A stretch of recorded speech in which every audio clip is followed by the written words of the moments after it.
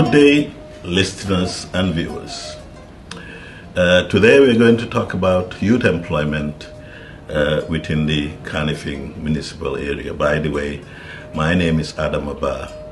I am the PDOIS Mayoral candidate for KMC. Youth employment is my passion. With 38% of youths employed in this country, I think youth employment should be put high in the agenda of any development-oriented institution. I have worked for many years now on youth employment, especially within the tourism sector, even within communities. I have been engaged by international NGOs, international corporate bodies like the International Trade Center to give advice. I have been to many countries like Ghana, like Nigeria, like Liberia not long ago, to give advice on how one can link the tourism, development of tourism to the employment of youth. This is what I am specialized in doing. And presently, I am one of those giving advice to the Youth Empowerment Project that is funded by the EU for youth employment, especially as it relates to young people going on what is commonly referred to as the back way. I have worked for many years in terms of helping young people. From the level of our institution, we've trained many people. Over the years, we have trained, which is a technical institution dealing with tourism and travel. We have trained over 1,000 young people. Not only that, we have given scholarships to over 12 young people since we started 10 years ago to encourage them to learn more and either be self-employed or be employed by institutions either within the tourism industry or in other areas. And I can tell you, we've got a 70% or more track record of those who go through this institution to be eventually employed, because we do not only give them training, but we follow them up. We also link them to employment institutions so that, like the hotels, like the banks, so that they can be employed eventually.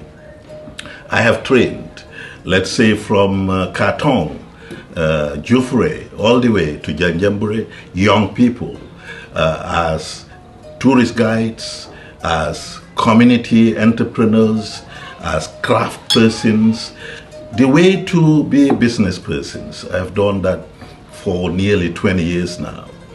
And it is my passion to work with young people. And I think, given the KMC, I will initiate certain projects. Like, you go everywhere, you have tradesmen within KMC, you have ateliers where people do carpentry, some people do welding. Some of these institutions or these workplaces should be upgraded so that eventually they can have apprenticeship programs where young people can affiliate themselves.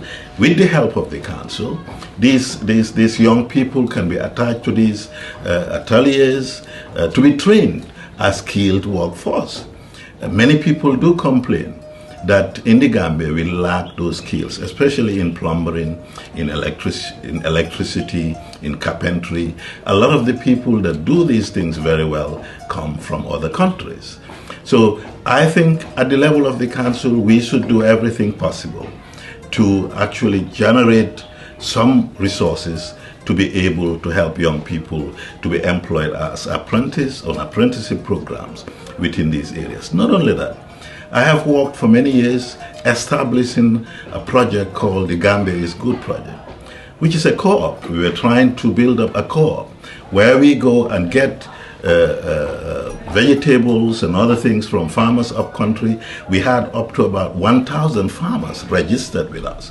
And then we bring it to a warehouse in Kanifing, grade it, and then sell it to hotels. And many young people were employed in different places to be actually selling these vegetables.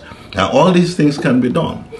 If you do that, then you create not only employment for the young people, but you give them additional revenue where they can boost their income and be responsible citizens of the Kanifing Municipal Council instead of finding their way out of this country through very fatal and dangerous means. I wish you all good day until we meet again in the next episode, where I will talk about financial management of the KMC, the need for transparency in running the affairs of the Kanifing Municipal Council.